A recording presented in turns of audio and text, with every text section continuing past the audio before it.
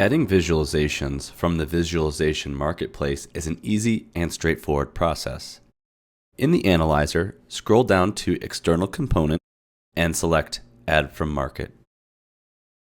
Once in the marketplace, browse for the insight that best fits your visualization requirements.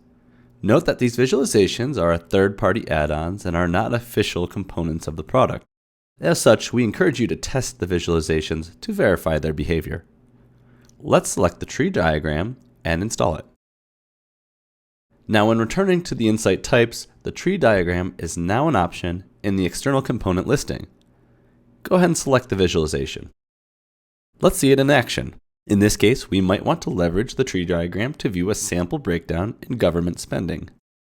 Let's analyze spending, then explain the tree by federal agency, then by federal account, and finally by programs.